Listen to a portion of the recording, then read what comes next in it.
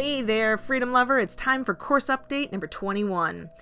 And our road trip weeks are usually my favorite time of year. We're on the road again, exploring new places, getting a chance to see areas of the United States that none of us have ever visited before. And this trip had all of that. We were going to see states I'd never experienced before, Brian had never experienced before, and some great national parks, including Yellowstone, Grand Tetons, and the Rocky Mountains. But mixed in was COVID. How do we stay safe? Will others respect mask wearing and social distancing? And mostly we were just praying that this calculated risk would work. So let me dive into telling you about our road trip. We had this planned back in January, long before all this COVID stuff started. And we debated whether we should just cancel all our plans and bolt. Long driving days, few stops as possible to minimize our exposure. By late May, early June, COVID numbers were leveling off and improving in some places, so we decided to stick to our route. But we were definitely a little bit anxious leaving the safety of Santa Fe in the midst of the pandemic. So day one took us due north into Colorado through the Rocky Mountains. And I will say, we were approaching the Rockies looking at the strangest, most daunting storm I'd ever seen. The sky was yellow and gray, and we were driving right into it. Blessedly, that ominous section passed in about 30 minutes or so, but it still left us driving through the rain and a little bit of wintry mix up at elevation on our big driving day through the Rocky Mountains, so a little less than ideal. However, we made it to Boulder, where I'd be staying for the next 2 nights, and on day 2, we were headed for our walking tour of downtown Boulder, which I have to say, I thought that little town was great. The walking tour we used was actually an app called Voice Map, which offers audio tours that are GPS enabled, and basically we split a set of earbuds. Brian popped one in his ear, I popped the other in, and as we walked through downtown, seeing Pearl Street and the area along the river where people were intertubing, the tour gave us a really nice history of the town, some highlights of the places we were seeing, and mostly just a nice taste of what Boulder was all about.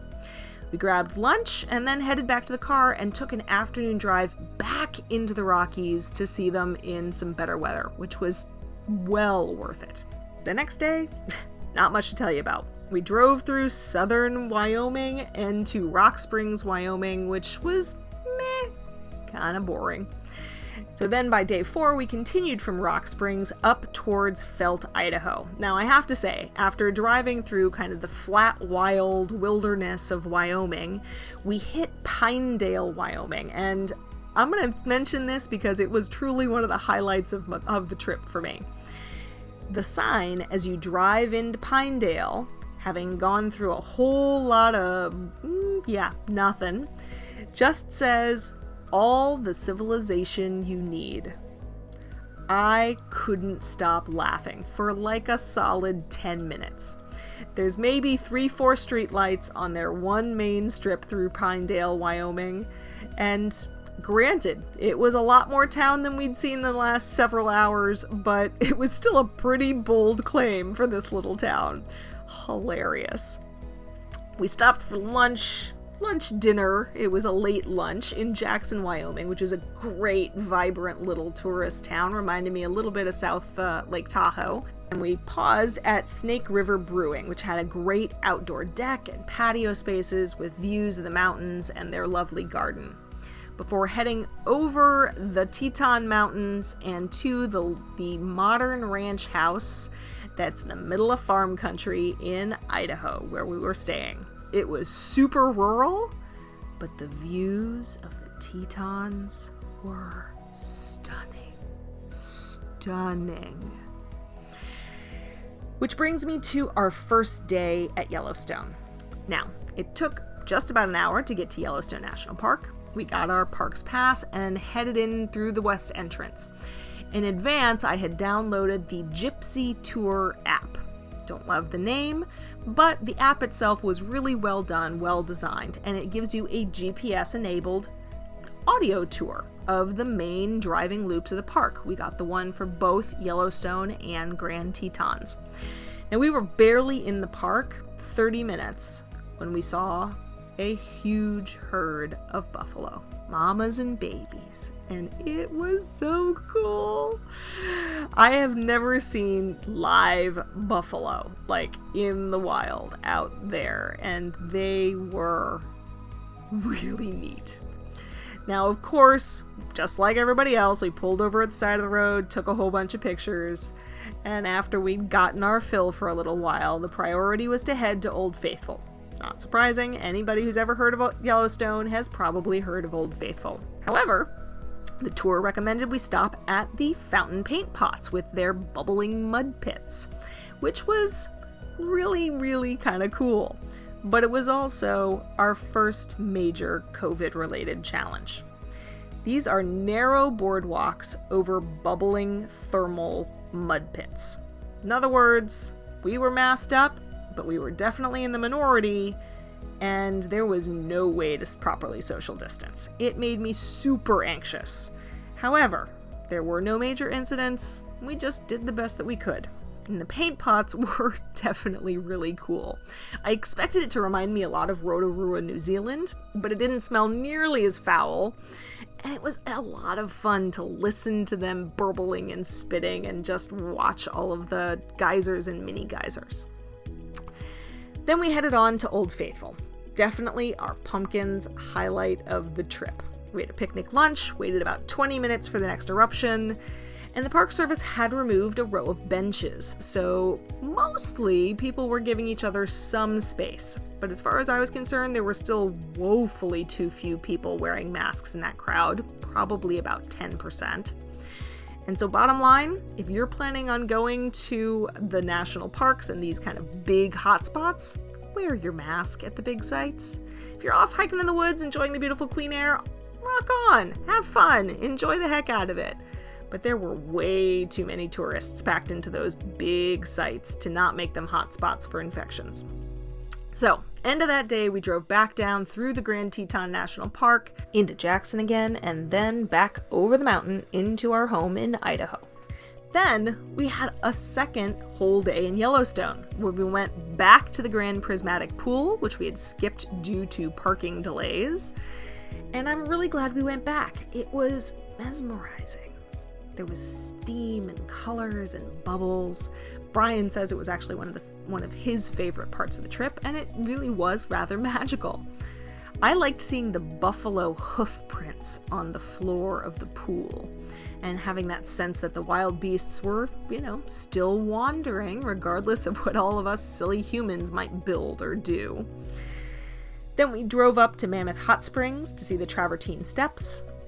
But honestly, our toddler and we were having a bit of a mid-afternoon slump, so we didn't probably do all the hiking that spot likely deserved. And the plan was to continue around the top loop heading east, but unfortunately we found out that a good section of the road was closed. So we had to double back and instead cross over to the Grand Canyon of the Yellowstone, and I am so glad that we did. The view of the lower falls from Inspiration Point was the highlight of the trip for me. There were fewer people, wasn't super crowded, and the views of the canyon and the falls were breathtaking. I could have sat there for a few hours. But we were all pretty tired and ready for dinner, so it was time to start driving towards home. So we picked up dinner in West Yellowstone at Yogi's Waffles and Grill, surprisingly good takeout dinner, and headed back home to Idaho.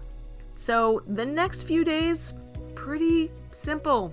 We drove up into Missoula, Montana. Montana was my second new state for this trip, now up to 43 out of 50. And while Big Sky Country was impressive, I think because we'd just been driving through all the beautiful mountains of Yellowstone, Grand Tetons, and the Rockies, it wasn't maybe quite as much as I expected to be.